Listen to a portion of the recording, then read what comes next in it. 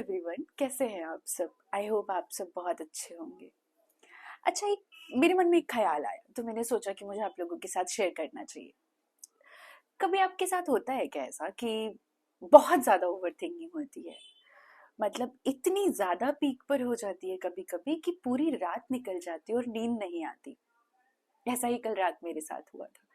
कुछ भी चल रहा है मन में, मतलब जो चीजें बहुत स्मूथ और बहुत अच्छी भी चल रही हैं उसके लिए भी पहले तो अच्छा अच्छा आता है, लेकिन उसके बाद वो सोचते सोचते ऐसा हो जाता है कि थोड़ा सा जिस चीज से आपको बहुत ज्यादा लगाव या प्रेम होता है उसको खोने का डर हो जाता है कि कहीं ऐसा हो गया तो क्या होगा, कहीं ऐसा हो गया तो क्या होगा, ऐसा नहीं हुआ तो कैसे होगा, क्या चलेगा। और असल में उसका समाधान कुछ होता नहीं है। हम सारा वो डिपेंड करता है हमारे मन पर। हम सोचते रहते हैं और ऐसा होता है कि हमें पूरी रात नींद नहीं आती है। ओवरऑल उस चीज का कोई समाधान नहीं होता, सब ईश्वर के हाथ में होता है। हमारा जो कर्तव्य है कार्य को करना, निर्णय भगवान के हाथ में छोड़ देना कि क्या होगा।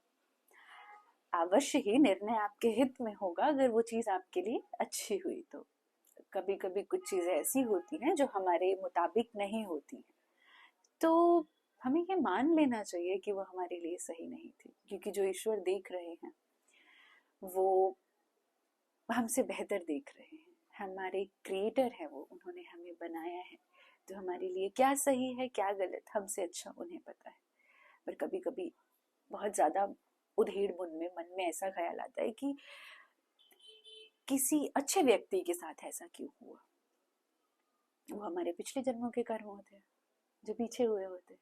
तो कभी भी ईश्वर को दोषी नहीं ठहराना चाहिए, एक्सेप्टेंस लाना चाहिए कि हाँ, हमसे कुछ गलतियां हुई होंगी, ये हमारे कर्म ऐसे हैं, या पिछले जन्म में कुछ ऐसा हुआ हो जिसकी वजह से ये सारी चीजें हो रही हैं, या ये घटनाएं हमारे साथ हुई।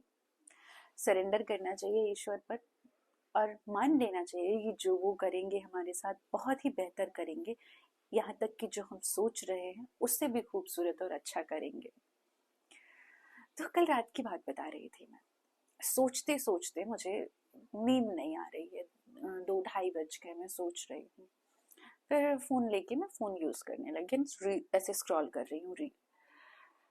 तो मैंने एक वीडियो देखी जिसमें देखा कि एक शहीद हैं, अभी हुआ है, हमारे आर्मी ऑफिसर जो शहीद हो गए कश्मीर में। तो उनकी wife, she is crying like anything. मतलब उस व्यक्ति के पास एक आदमी जीने का आधार होता है जिस पे हम सोचते हैं कि हम अपना पूरा लाइफ स्पेंड करेंगे उसके साथ। वो ही चला गया, उस पे क्या बीत रही होगी, उस माँ पर क्या बीत रही होगी जिसने अपना बेटा खोया होगा, right? Although I am very emotional, मैं बुरा भी लगता है तो मैं रोने लग जाती हूँ। तो ये तो बहुत ज्यादा इमोशनल बात है। अगर मैं कहूँ कि मैं उस दर्द को महसूस कर पा रही हूँ, नहीं, वो जिस पर बीतती है असल में वो उसी को पता होता है। उस बेचारी का तो सब कुछ खो गया, क्या होगा कैसे होगा हमें नहीं पता। पर यस, ईश्वर है, एट द एंड भगवान है। समय सबको जीना सिखा देता है। उस चीज को देख के बात तो रियलाइज हुई कि हमारे हाथ में कुछ नहीं है। हमारा कार्य है सिर्फ कर्म करना और निर्णय भगवान पर छोड़ देना। जो हमारे लिए करेंगे वो बहुत अच्छा करेंगे। हालांकि वहां तो कुछ ऐसा अच्छा देखने को नहीं मिला। जीवन का सबसे बड़ा दुख जो होता है, और एक चीज और पता चला कि शायद वो प्रेग्नेंट भी है। ईश्वर कुछ ना कुछ तो सोचते ही होंगे, उनके लिए भी कुछ सोचा ही होगा। तो वो दुख देख के लगा कि क्या सोच रही हूँ मैं, बिना मतलब बिना दुख की बातें, और मैं अभी तक जगी हुई हूँ। वो दर्द कितना बड़ा है। तो जब कभी ऐसा लगे कि मेरा दुख मेरी तकलीफ है, तो बाहर निकल के हमें देखना चाहिए। हमारा दुख इनफैक्ट हमें बहुत छोटा लगने लगेगा लोगों के दुख और तकलीफ को देख के। हमारे पास एटलीस्ट घर तो है, हम सुरक्षित तो हैं अपने घर में। That's it for today. और एट द एंड में यही कहना चाहूंगी कि ओवर थिंक करने का कुछ है ही नहीं, कोई तुक नहीं बनता। बस आप अपने कर्म करें और भगवान पर विश्वास रखें, सारी चीज़ें सही हो जाएंगी, ठीक हो जाएंगी। जब मन घबराता है तो आप प्रे कर सकते हैं, आप जिस भी रिलीजन के हो आप प्रे करो, बस भगवान से प्रार्थना करो कि सब ठीक कर दे, मेरे मन को शांत करे। और that's it for today. So yes, one more thing, कल रिपब्लिक डे है।